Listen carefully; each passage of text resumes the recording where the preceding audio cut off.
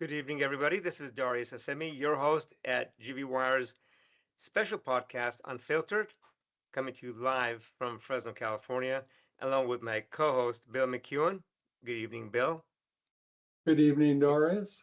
And we have a special guest tonight, Kelsey Wendelberger, a former Foreign Service officer and U.S. Department of State. Welcome, Kelsey, and good evening. Good to have you. We're going to get to Kelsey here very shortly, but let's do a roundup of the weather. Beautiful weather in the 70s. Who said Fresno's weather is not good? Look at that.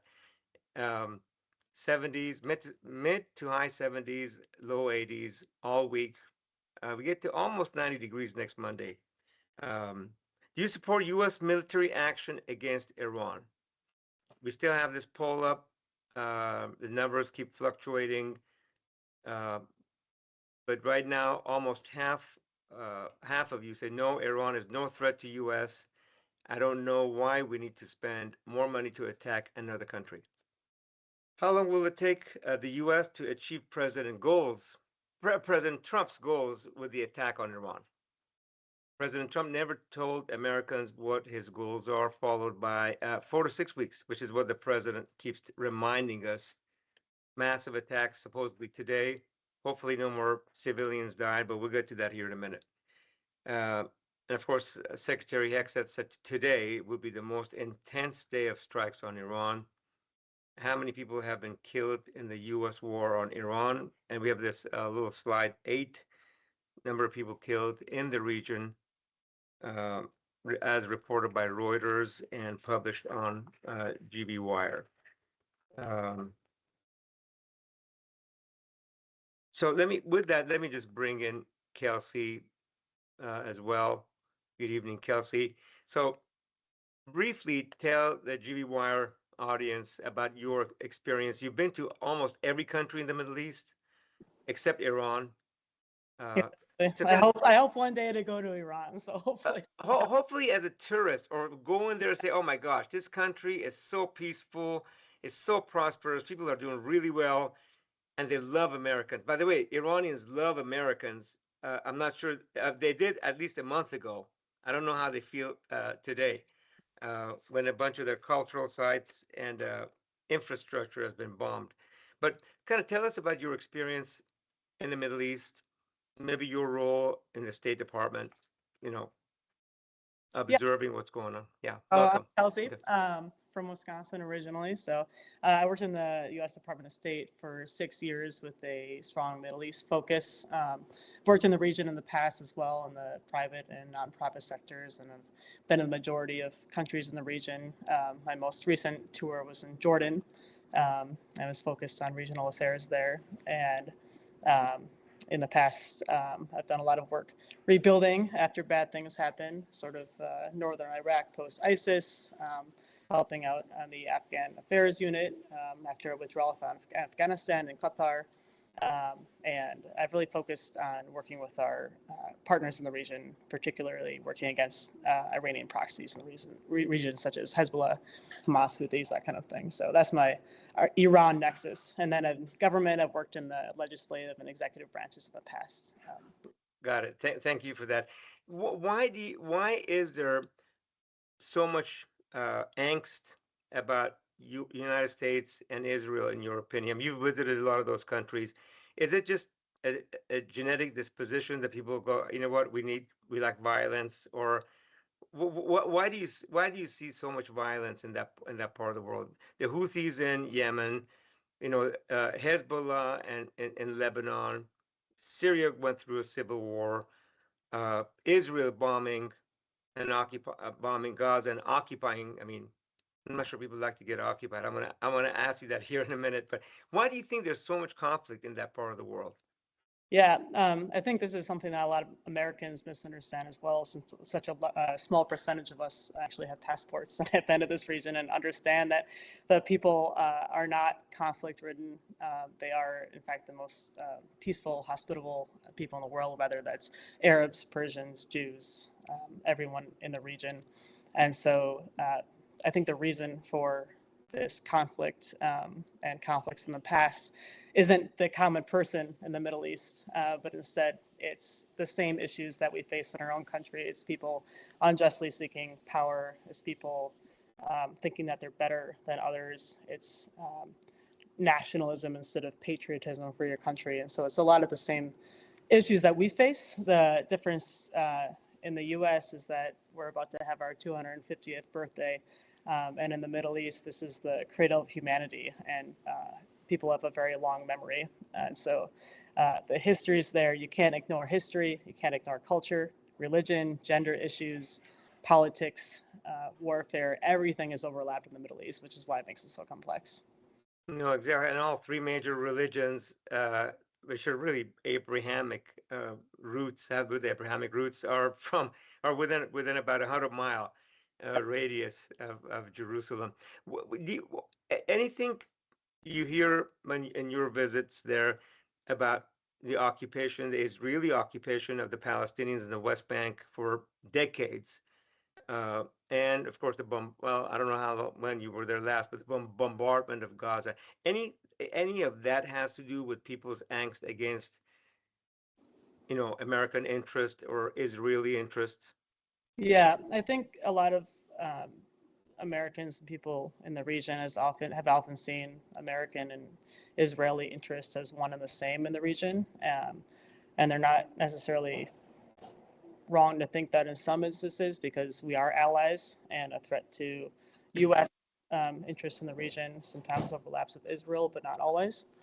I think the tide is changing now, especially you're seeing a lot of the Arab League or Gulf partners, they're stepping up in support of state sovereignty.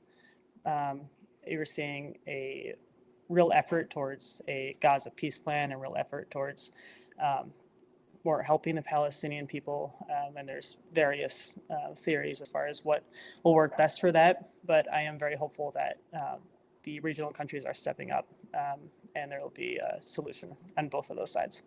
In your experience from the State Department, do you believe there is going to be a solution for the, what is it, 5.5 million Palestinians, 2.2 have been displaced in Gaza, and another 2.5 or 3 million on the West Bank? Do you think there will be a solution where someday they'll live without being under occupation of Israeli forces, without having to go through checkpoints in their own cities from point A to point B? Do you think that is in our lifetime or in the next 2 years, or you know what, that's never going to happen? Those folks are going to get displaced and shoved to some parts of Africa. I pray every day that it happens in our lifetime and very soon. And I want to first acknowledge the atrocities on both sides and how absolutely horrific it has been. I've been to Gaza many times, been to Israel, West Bank, spent a lot of time back and forth there when I was in Jordan. And the atrocities in the past and currently are horrible. And so I want to acknowledge that, first of all. Secondly, yes, I do believe that there can be in the near future, because we're shaking up the status quo right now, and we can't keep doing the same things we've done in the past because those haven't worked. In the near future, there will be resolve, but we cannot have a future for Palestinians, a future for Israelis, a successful Gaza peace plan without getting rid of the Iranian regime, which is funding a lot of the terrorist organizations in the region. We're not going to have a plan and set it forward that's going to actually be stable and have security around it with Gaza, with Yemen, with Syria, with any of these countries for any of these people without addressing the major elephant in the room, which is Iran. Which I got a couple of more questions, and I know Bill wants to ask you a couple of questions, but let me ask you this. So let me go to Iran. Actually, Bill, is your question on Gaza or is it on Iran? No, the question, yeah, is related to Gaza and Israel. Okay, why don't you ask that, because I'm going to switch over to Iran. Go ahead, Bill. Yeah, so Kelsey, you saw the remarks made by Ambassador Huckabee that all of the Middle East should belong to Israel. Um, I want your reaction on that statement and also an evaluation of does this further inflame tensions in the area, And do you think Huckabee's views also represent those of President Trump? Well, I can't speak for President Trump, but I would say Huckabee's viewpoints and statements are his own. When he speaks, the region listens because he is the ambassador to Israel, which is a pivotal position. And we should be thankful as Americans that when our president speaks, when our leaders speak, that the whole world actually does listen. So I believe that the whole region, what he was trying to say through those comments, although I'm not him, should be at peace with Israel. And I believe the Abraham Accords play a big role into that. For decades, Arab countries refused to openly cooperate with Israel. You couldn't even, you guys know this, you couldn't even fly into Tel Aviv from any of the Arab countries. You had to fly to Europe first and then go back over. But starting in 2020 with the Abraham Accords, countries like the UAE, Bahrain, they normalized relations. And so that plays into, I think, the president's commerce over chaos message, which if we can have strong economic relationships with countries, less chaos will ensue. But while that is going on at the same time, you're playing whack-a-mole with Hezbollah, with Hamas, with Houthis, as they're trying to interfere with making peace with all countries. So was Ambassador Huckabee saying all countries should belong to Israel, sort of in a manifest destiny way? I do not know. However, I do believe that this government believes in all countries should be at peace with Israel in the region. Thank you for that. So now let me switch over. Any follow-ups on that, Bill? No, No. my other questions are really related to Iran and the short term and the long term future. Such Great. a simple Okay. region, right? You know, so just Yeah, like I mean, I have so many problems in the region. you know, let's switch over to Iran. So if the goal of the administration is regime change in Iran, uh, why are we targeting? I mean, why are we targeting? Water, water, plants, energy infrastructure, cultural sites, old palaces, which really infuriates Iranian people. I mean, 92 million Iranians. There was a poll done a few years ago. Overwhelming majority did not support their own regime.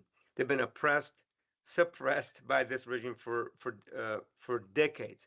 Iran, a very vibrant economy and country in the 60s and 70s, although Shah was, crushed his opponents in a very brutal manner, but very vibrant. And then ever since the revolution, which by the way, United States supported, allowed Ayatollah Khomeini, to actually come to Iran. General Heiser, I remember from watching Nightline back in the late 70s. I could never believe my eyes when, he said, hey, I just got back from Tehran and I told the armed forces of Iran to stand down, let Khomeini take over. We want this transition.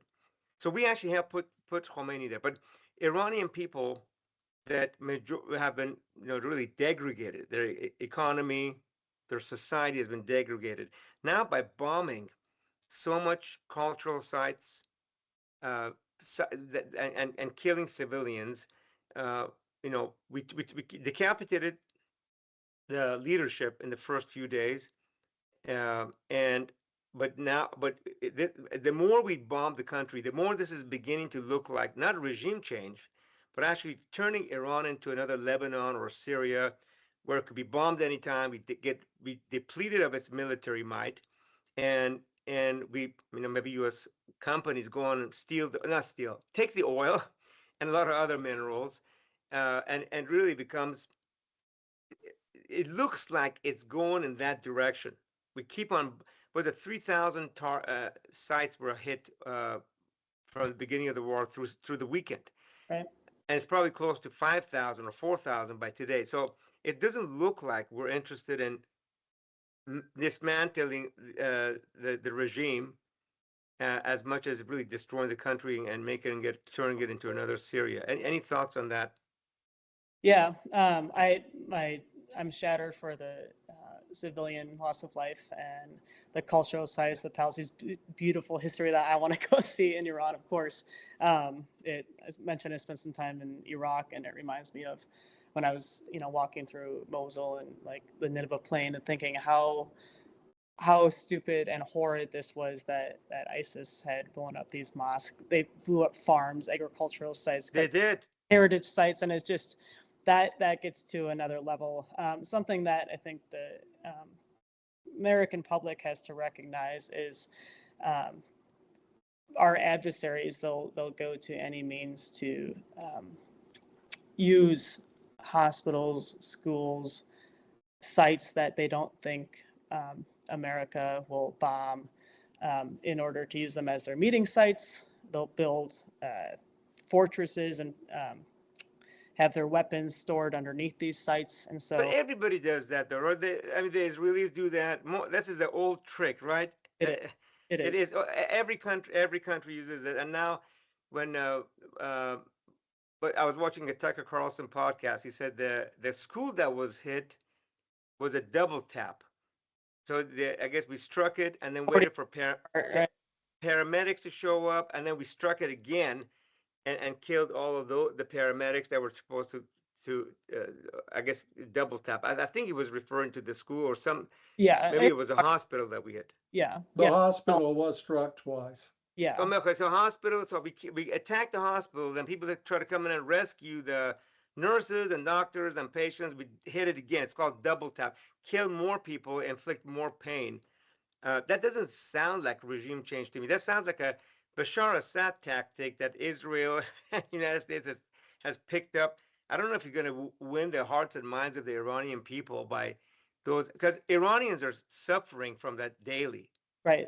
Right. We don't see it here, and again, I'm saying the obvious, but I want to get really your feedback. How do we overcome this? You said we have adversaries in the Middle East. How do we get not just we can't kill your opponents into oblivion unless you nuke the entire Middle East. Who are they? Who's the guy that says I'm an adversary to the United States?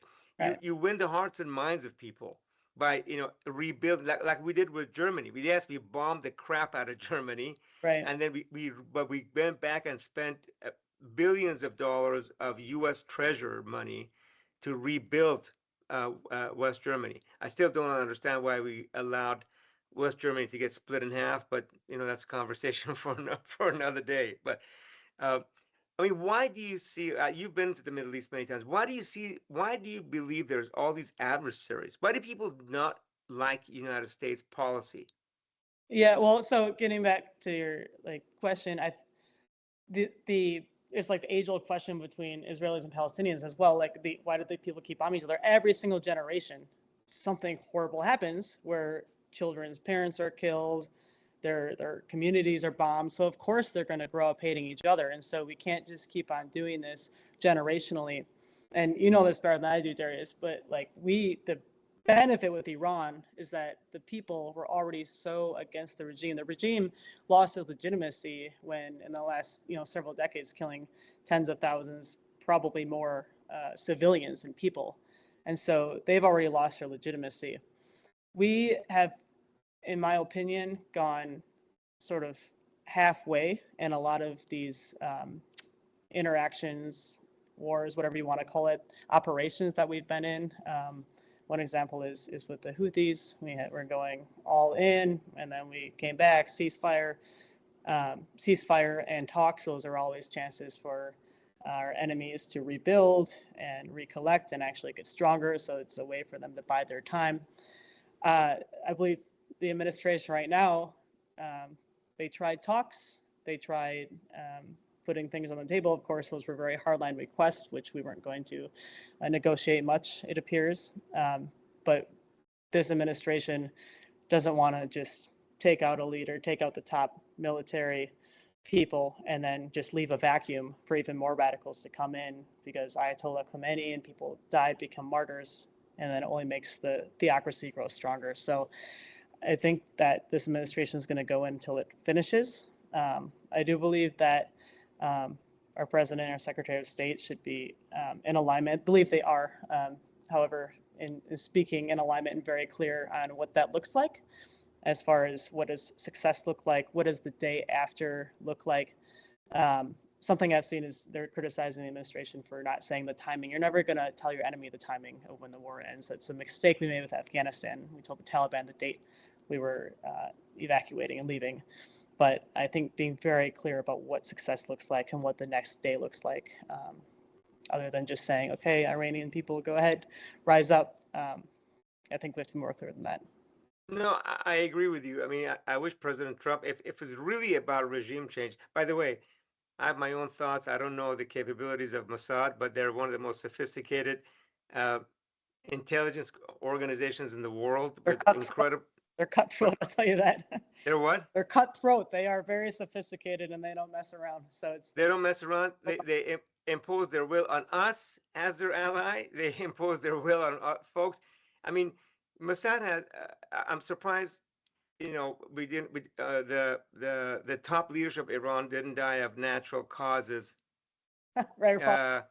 You Yeah. know, which and then go in and say, okay, you know, flood Iran with weapons, with just handguns, and say if you're out in the streets, you can and you're revolting against this regime, and here's a handgun. Let the Iranian people do the work.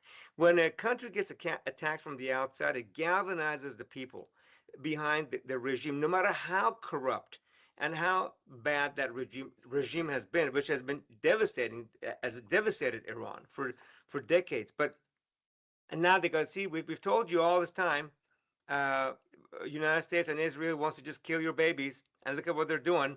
So you're better off with us than with. Rhetoric. Yeah. Yeah. Yeah. So I wish there was the, you know, and Iran. By the way, I have my own thoughts on Iran. If Iran was very prosperous and the middle class was expanding, that's why I supported the JPOA, that acronym. It was expanding. Then the people would not be reliant on government. The Right. people, the middle class, the economic engine would continue to thrive without the government. This government of Iran, if the middle class expands, they go, oh, we're not needed. Mm-hmm. And people won't have their hand out to us for rice and grain and subsidized food items and some of the minimal basic needs of human life.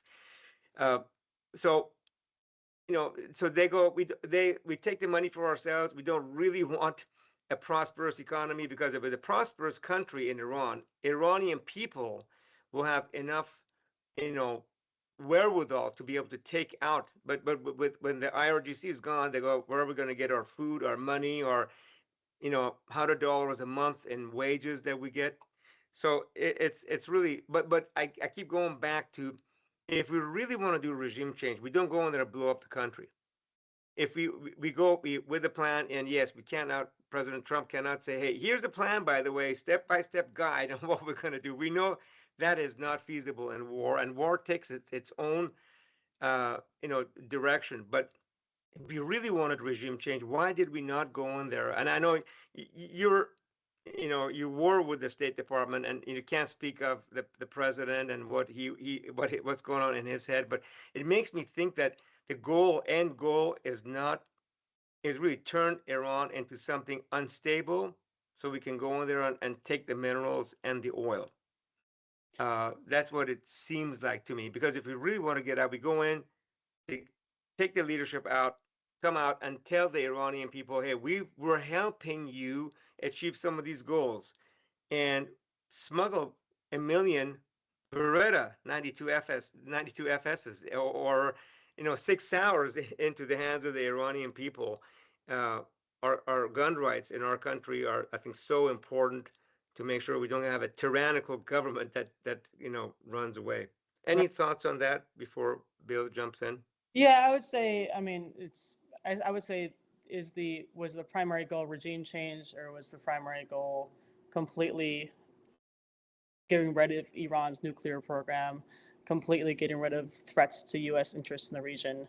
There absolutely is a resource element with that, all the resources that Iran has. But I think for decades, our policy in the U.S. with Iran, and this, again, is my opinion, but it's relied on a series of assumptions that engagement would help moderate the regime, that diplomacy could contain the nuclear program, and that military options were too destabilizing to consider, which we'll see if that's true or not now, right? But the Trump administration evaluated all of our past talks, the assumptions, tried diplomacy, but ultimately just concluded that doing that same approach wasn't sustainable. And we talked about this before, Darius, but Iran did have significant nuclear capabilities. Did it have actual nuclear weapons? That's up for question. However, their enriched uranium was very, very close and way farther above than it ought to be for civilian use. So Wasn't it obliterated in June of last year, though? a lot of the facilities which make that were, but they still had that enriched uranium, and they still had a lot of the hardware, so to speak, to weaponize that. I mean, Iran's nuclear program is what, 10, 15 years old. I'm thinking if they wanted a nuclear bomb, and maybe they do have it. We all know, by the way, ultimate goal, I think, is Iran wants a nuclear bomb. Because once you're a nuclear state, you become like North Korea. Yeah, yeah. Everybody hates you, but Yeah, nobody will attack you. Nobody dares, attack you because they know what you can do back to them. exactly. And they saw what happened to Afghanistan and Iraq and Syria by Israel and United States forces. Uh, Let me ask you a quick question, and then Bill, I think, has a couple of questions. Where do you think this will end? Today is March 10th. By the way, it's 10 days before Iranian New Year or Persian New Year, which is the first day of spring, which should be a day of celebration for Iranians. And I'm hoping President Trump is going to go, you know what? I'm going to time this. I'm going to give everybody a Persian New Year. Iranians, here's my New Year's present to you. We're gonna come and rebuild those countries. I apologize for the people that lost their lives, to their families. We're gonna rebuild all the infrastructure that are uh, uh, F-22s and B-2 bombers destroyed. But where do you think this is gonna end? Yeah, How do you think this is end? I believe as we continue completely weakening the Iranian regime, Trump said he's not happy with Khomeini's son being the replacement, and Iranians step away from this theocracy. That's how things will end. However, other countries are pushing on a ceasefire. I think at least like 12 countries have offered to mediate, from Oman, of course, to China, even South Africa. China sent a special envoy to the region. But Iran's foreign ministry have constantly said that they're not seeking a ceasefire and they see no reason to negotiate. So I think as long as those leaders are in power in Iran who do not want to seek a ceasefire, things will not end quickly with that. However, if the Iranian people and all of the diaspora groups can come together and create a coalition similar to what Syria had done with technocrats, with people from different representations, and actually create a alternative. This is the quickest way that it could end. Do you believe China will sit back and let U.S. oil companies influence Iran's oil, or do you believe, or do you think China will say, "Oh, this is a green light, Venezuela, now Iran. I'm just going to go take Taiwan." That's the greatest fear, and I think a lot of people are believing that China will go into Taiwan. It's $1 million question, and especially China invested heavily into its own oil sector, and but I think the toppling the Iranian regime also has significantly weakened China. So they're not operating out of such a position of strength that they were pre-Iran, pre-Venezuela. So as you guys know, this is a very global battle. We're playing 4D chess. Exactly, Bill. Yeah, so my thought is if Iran is reduced to rubble, won't it become ungovernable? And when it's ungovernable, who knows what's going to happen? In fact, what could rise up could be even worse than what was in place previously. Right, like every country in the past that has happened to, right? Great question. In my experience, working in the region, even over the last decade, the rhetoric with our Gulf states, our Gulf countries, and our allies in the region has significantly changed as far as being willing to step up and get involved and help stabilize some of these countries. I think a lesson that we can learn is with Syria right now. Qatar, UAE, Saudi, they've all agreed to help with various infrastructure projects, energy, etc. within Syria. And they've signed off on it, but they are hesitant because they view the situation as too unstable to actually start a lot of these projects. And so I believe where the U.S. should really take care is to ensure that there is the security and stability in place, and then rely heavily on our partners in the region to come in and help rebuild this infrastructure. And then my other question deals with Israel's attack on Lebanon, um, which is to get rid of the Houthis, right? Mm. But Yeah. The how do Hezbollah. Hezbollah? Yeah. How do you answer the moral question of displacing already 700,000 people and killing thousands of innocent civilians? And when we see the pictures of the damage there, people that are dying are children and women, people that are involved in religious orders. Um, how do you balance that? And who does the slide rule and says, well, this is worth it? Right. I don't think you can ever justify slaughtering civilians. It's the same question we have with a lot of these wars going on around the world. However, when President Aoun in Lebanon was elected, it was sort of a beacon of hope for the people of Lebanon that, okay, he promised he's finally going to remove Hezbollah from the country, from these positions.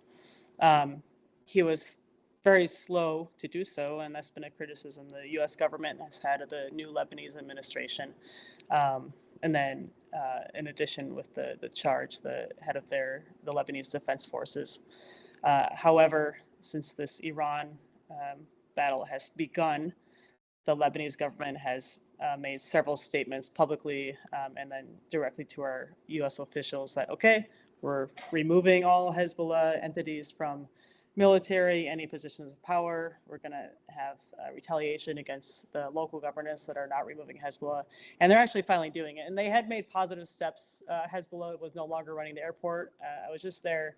I left Lebanon about 3 days before the Iran conflict started. So I was like, okay, things have definitely changed. But they were slow, and it's easy to stand on the outside and say, do this, but actually being within Lebanon and working with all those factions when Hezbollah was a part of their government, it's very difficult to do so. This military action is meant to get the last of the Hezbollah sort of hotspots removed from the country. And the Lebanese government's working to make sure they stay out of the country institutionally. And so I do have a lot of hope for Lebanon. And I believe this is a real opportunity for the U.S. To reach out and talk with Lebanon. President Trump has not met with or called President Aoun yet in sort of public channels. I'm not sure if he's done that privately, but my understanding is not yet. And a big part of it was because of his slowness in cracking down on Hezbollah. So I think it's finally a new day for Lebanon if we can get through this. And then, can there ever be peace in the Middle East as long as Netanyahu's in power in Israel? I mean, I really don't care what you're going to say on this because of the fact that the record shows quite clearly that whenever his popularity has sagged, he has gone to war. He's done this throughout his career. And there's the obvious question, which hasn't been asked enough.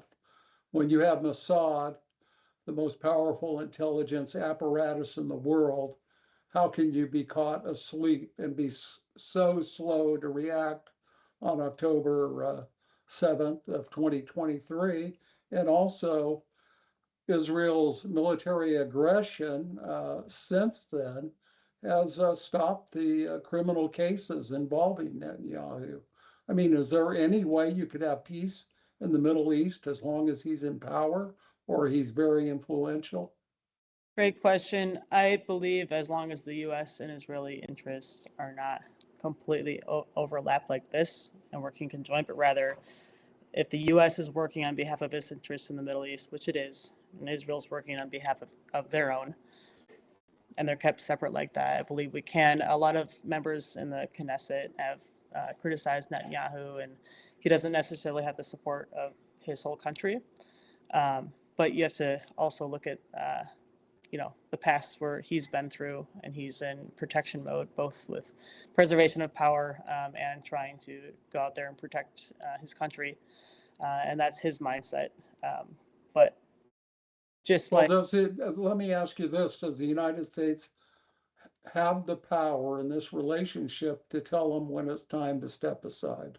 We know the answer to that. Well, no, I want to hear from an Okay. expert who's been there, who's been Okay. involved in this. I believe we do, but that doesn't mean, and I know we do, but that doesn't mean that Israel is not going to go ahead and act in their own interest anyway. So if we say one thing, it doesn't mean they're going to listen, just like any other country who's has their own sovereignty.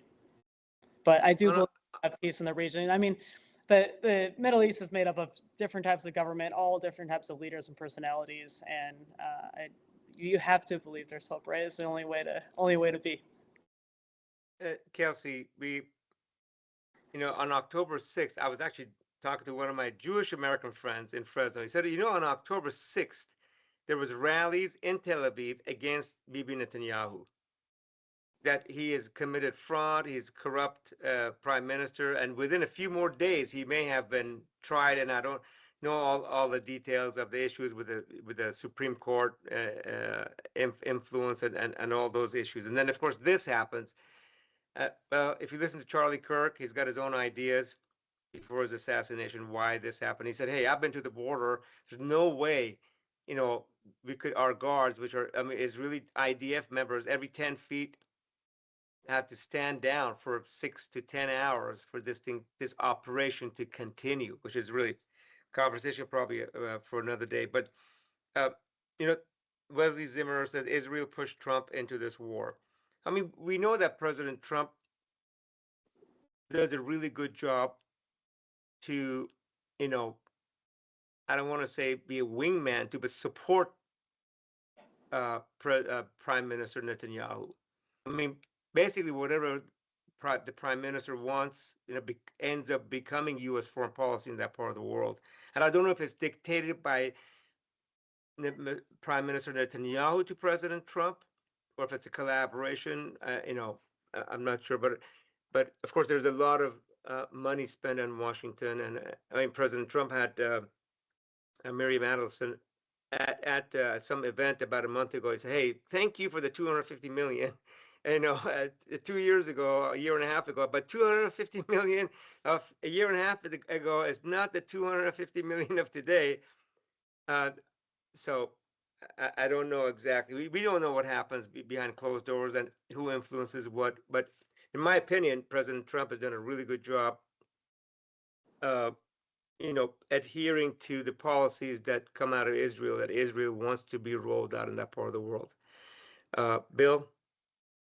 Well, yeah, I had a follow-up question, which is, Kelsey, I think a lot of the debate about this war and the president's poor approval rating on this reflects the fact that top administration officials say different things different days and sometimes contradict each other within the same day. Why is there a lack of a unified message from the Trump administration? And I'm not talking about, oh, the war is going to last this long. Right. I know how the military works. It lasts as long as it needs to last. It lasts until you achieve your objectives. But why is there such mixed messaging and confusion about this war? Yeah, I'll speak from my perspective, my time serving on the ground. You have, in any administration, I've worked under Republicans, Democrats, worked under all of them. You have the State Department on the ground, sort of tip of the spear, military, intelligence, everybody else. You have the ambassador, who's usually receiving roles from the Secretary of State. So the State Department is usually pretty channeled down to the point where you're meeting with your foreign partners. Then you have the president, whoever the president is, you're at the service of the president, who typically is in alignment with the Secretary of State, and so far goes down the channels. This administration has made I think, significant use of its special envoys in this case, who have more flexibility and leeway and are legally allowed to do more than ambassadors.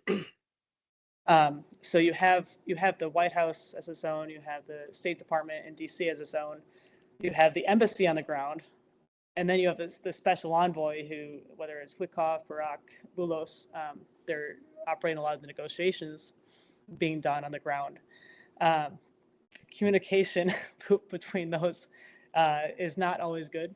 And so that's been definitely a frustration, Bill. So I concur with you on that. However, at the top levels, that's been a frustration in any administration.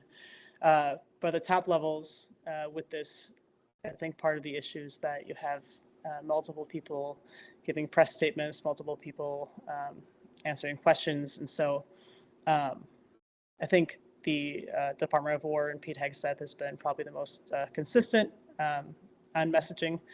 And I think it's just an issue of, actually just making messaging be consistent from the top levels and actually communicating that down. So I don't have a good answer as to the lack of consistency, but I can tell you it's been a frustration on the ground for a lot of people. Bill, you're on mute. Bill. I apologize for that. A follow-up question, because Afghanistan was raised earlier in the podcast, and President Trump negotiated the peace or the truce with the Taliban in Afghanistan. He ruffled a lot of feathers because, he broke this previous cardinal rule: you don't negotiate with terrorists, you don't negotiate with kidnappers, right? So it was kind of a brilliant stroke in that he was able to negotiate the peace. Why didn't his administration carry out the leaving of Afghanistan? Why did he leave this very difficult job for the Biden administration? From my standpoint, it looks like he knew it would be a disaster, and he wanted to leave the Biden administration with something that surely would be embarrassing, deadly, and tragic. Yeah, I mean, you guys know this administration's since we entered Afghanistan, have been talking about how to withdraw, when the timing looks like with that, and what that would actually look like. I don't believe, as I worked on Afghanistan very closely under Trump and under President Biden, I don't believe it was an intentional, let's just move this on to the next administration and let him deal with the disaster. I think it was actually a limitation of our bureaucracy. The State Department did not have the infrastructure in place to the level that it should have been at when we went through the withdrawal. We changed systems multiple times. We really weren't prepared as a bureaucracy for the massive level of it, especially with regards to all the promises we made to the Afghan people with T1, T2 visas, with what the orderly withdrawal would actually look like. And so I would say it's a more a problem with our bureaucracy than kind of pitching the problem to the next administration. And then, Darius, I just wanted to note, for history's sake, that Colonel Oliver North was hailed by neocons, Republicans, as a hero. But everybody forgets what he did. He sold missiles to Iran. That's true in the Iran-Contra deal. How popular would that be today? We do strange things in government, and that most Americans probably never find out. Hey, who killed JFK? Right. Now all kinds of new conspiracies are showing up that some foreign country was involved. But let me, I have one quick comment, and I have a question for you. And I know your time is limited, but it was really unfortunate when President Trump sent back the Afghan refugees that were helping U.S. forces, U.S. intelligence operatives in Afghanistan. There were refugees here. He canceled their refugee status and sent them back, which means that the minute they landed, they got assassinated by Taliban. It's really, if I'm in U.S. government and I'm working abroad, military officer, whatever I may be, I go, oh my gosh, this just made my life so much more difficult. Nobody is going to come and snitch on their own people anymore. I'm going to lose my informants. If my informants find out that we squeeze them like an orange and dump them, who's going to want to become an informant? Right. That's gonna that was a really morally I had a lot of issues with that, and also for just for U.S. armed forces and our interests abroad, it's going to be so much more difficult to get. Hey, you come and help us, we'll take care of you. We give you refugee status. You can move to the United States and live a beautiful life. Well, not so fast. Right. Um, um, it's It really was unfortunate. it Yeah, was absolutely tragic, and I mean, all of you guys probably know Afghan Americans were affected by this, and seeing on the yeah, ground horrific. The the incident that happened in Washington D.C. with the shooting with the Afghan refugee and the National Guard members. That was a real issue of mental health case, in my informed opinion, and the mental health sort of state. I mean, imagine being serving America, being pulled from your country, being dropped in wherever it is, and a lot of communities and the State Department too. Really good programs for them, but this is a long term. This is like a rest of your life, you know, issues you're going to be facing. And so that was absolutely tragic. And to characterize every single one of these Afghan refugees who have died for our citizens as, oh, this is someone who's going to come be a terrorist or these names that we're calling them is completely wrong. There were, definitely people who slipped through the cracks that shouldn't have. Um, but to label every single one of those people who died for Americans as terrorists or as bad, and to deport them back, like you said, and with the Taliban is going door to door, so trying to figure out who's worked for Americans and shooting up entire households. That's not acceptable, and so that's a very tragic situation. And I still meet people, I'm in other countries that served with us in the Iraq War, and they said, "Oh, America promised me I'd be able to come. Like, can you check on my status? And you work for the State Department. Can you help me? Taxi drivers overseas." And you know, time after time after time, when we make these promises to our partners, and we don't fulfill them, like you mentioned earlier, Darius, that's not creating goodwill. That's not creating any pro-America people. That's going to create generations of people who say, maybe we shouldn't trust them this time. So yep. following through with their word is pivotal. Really, really good points, Kelsey. You know what? I don't know if you watched Anthony Bourdain episode when he was in Iran. This is probably about 10 years ago, obviously before his death. May he rest. And Man, loved what his. is that? May he rest in peace. Loved his.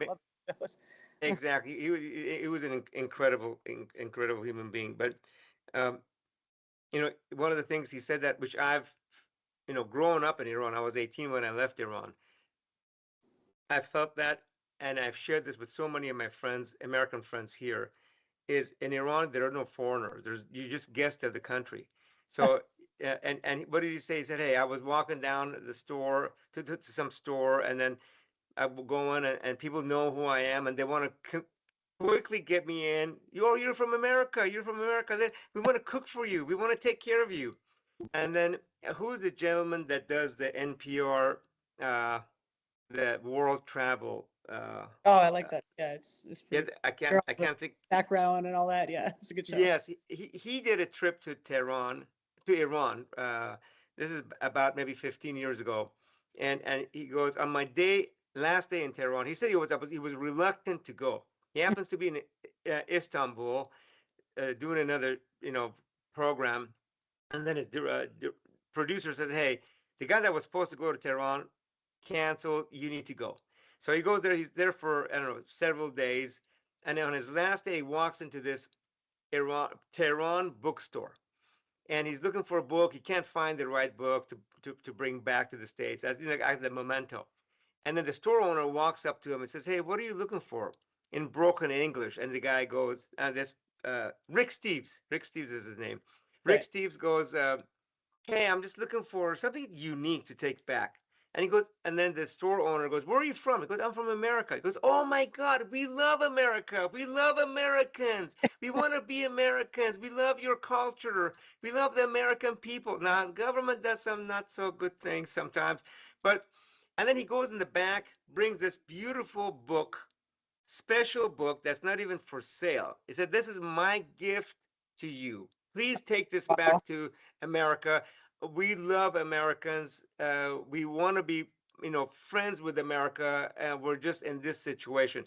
And I'm concerned our attacks on the infrastructure of Iran is going to take those people and go, "Ugh, you know what? Maybe the Ayatollahs are better than Trump because they're choking us to death. They're kind of occupying us.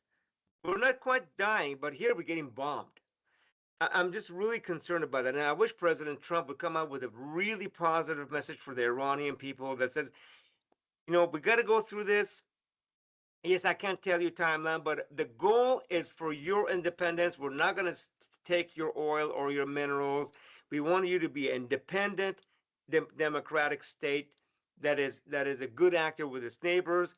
And I hope that the State Department, there's enough people in the State Department that go, you know what? If there was stability in Lebanon and in Syria, those are some of the most beautiful parts of the world. Beirut used to be the Paris, whatever you want to call it, Hawaii, Paris, Paris of. yeah, You've heard that Paris of the Middle East. We growing up as kids, we used to vacation in Beirut, right on the Mediterranean. I I and the United States is the only country that can effectuate that change, create peace and stability, which means what? Israeli government and the Palestinians have to come to terms. If that is not done, there will never be peace in that part of the world. 300 million Arabs see a different version of the news than Americans see in the United States. right. Uh, they see the other side of it. One country's terrorist is another country's freedom fighter, right?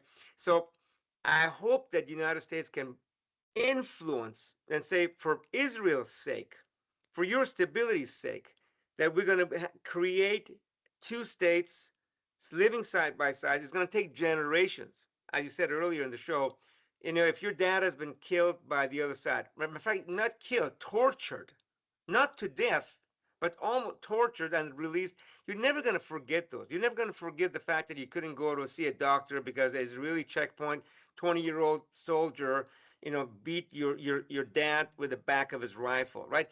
Those things will take generations to fix, but if we don't start, we start there, and then we create a peaceful, you know, wave throughout the Middle East.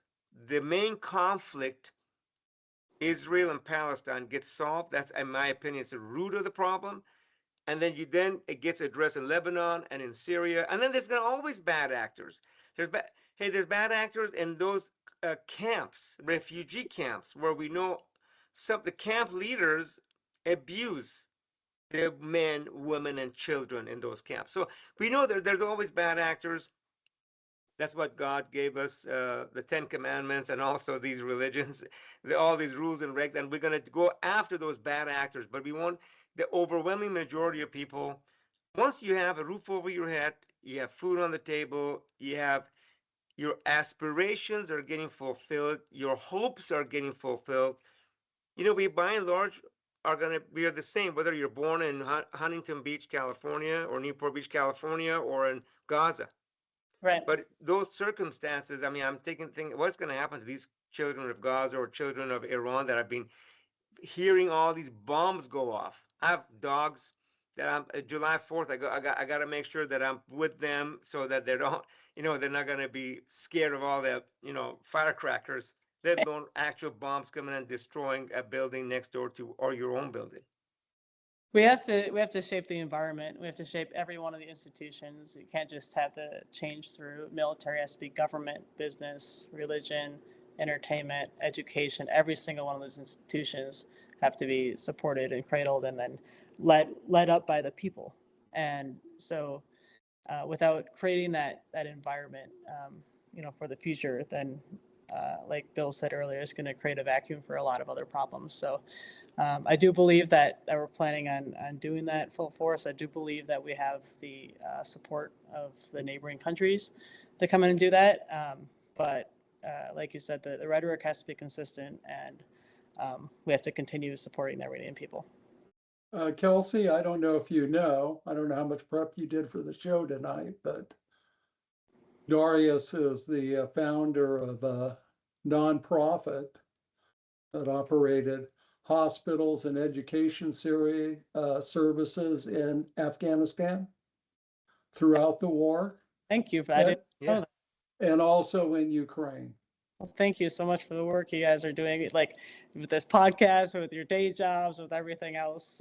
That's all I can do is try to make the difference in our little corner of the world, right? But if there's enough good people out there like us, I'm confident we can create change. And then I had a question: what's it like switching from a Democratic administration to Republican administration and back again? And I imagine you would have a view on the value of keeping a bipartisan outlook, at least at some level, throughout any administration. Look, you have to have consistency throughout administrations, and that's, I think, one of the faults of our foreign policy has been is lack of consistency at times, with the exception of times of crisis. But I do believe that every majority of people on the ground, sorry for the change in lighting here, majority of people on the ground working for the State Department are just good Americans, willing to serve the president, and the consistency of people, especially, and most tours are 3 years. So you have those relationships on the ground with the people, which are very important. A lot of countries in conflict zones where you have a 1-year tour, usually your family's not with you. That makes it a lot more difficult to create that consistency in those relationships that you're looking for. And then Democrat to Republican, my colleagues in Europe would probably argue the opposite point of what I'm going to make, but in the Middle East, which is what we're talking about, I'll say our partners out there respect strong leadership, whether that's good or bad. They respect strong institutional leadership and people who do what they say they're going to do. Donald Trump's foreign policy isn't necessarily quiet. He tells you what he's going to do and then he does it, whether that's right or wrong. But our partners in the Middle East respect that a lot more. Under President Biden, they viewed him as more weak. Unfortunately, he had to deal with COVID towards the beginning of his administration, and a lot of other issues going on as well domestically, but they just didn't view him as such a strong leader. Under President Obama, it was pretty neutral until the Syria line in the sand situation that really discredited him. So in my time, the Middle East anyways respected Donald Trump a lot more, for better or for worse, in foreign policy. Thank you for that, Kelsey. We're almost out of time. By the way, thank you so much for joining us tonight. Really, really enjoyed this conversation. What would your message be? I want to break this into 2 sections. Message be to the GV Wire Unfiltered viewers from somebody that's traveled that part of the world, has witnessed. I'm assuming you've had tea with some of the local people. You've eaten in those restaurants and witnessed the culture. What is your message to the viewers about your experience with the regular? We always see about the bloodshed on TV, but about the real people in the Middle East. And then the second part of that question is, what would your message be to? I mean, President Trump doesn't listen to anybody, maybe just a few folks. But what would your message be to President Trump? Yeah, great questions. Well, to all the viewers and to everyone in general, I'm Christian, and so I believe every person you meet is created in the image of God. So everyone that you interact with is like a sliver of what it means to know God, and the whole world is this beautiful kaleidoscope. So for people who have not been to the Middle East, or just traveled somewhere that's completely different, go do it. Get a passport if you don't have one. Go travel. Maybe not right now to the Middle East. I mean, I would do it, but maybe for everyone else don't. And just sit and talk with people, and you'll meet the most beautiful, fascinating human beings ever.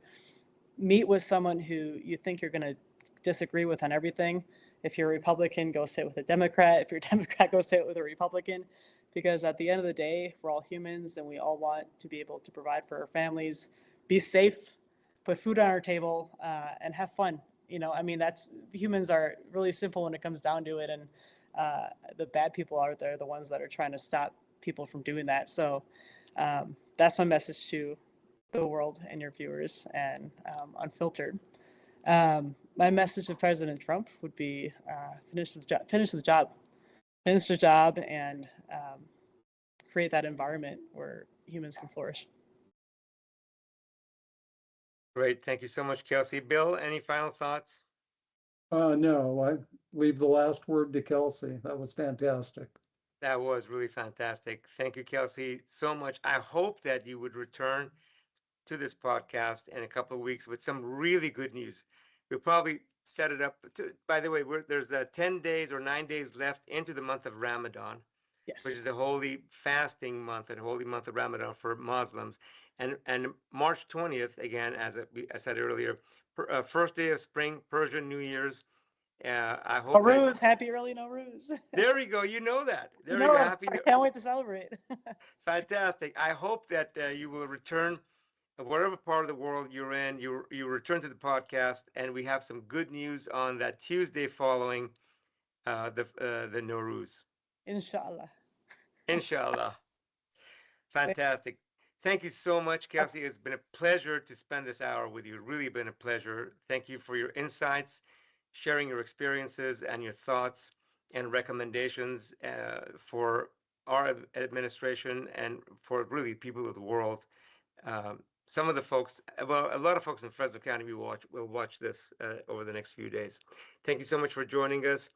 Thank you to the audience for this fascinating hour with Kelsey Wendelberger of Wisconsin and Bill McEwen, my co-host. Thank you. Have a great evening and see you all next Tuesday. Good night. Yes.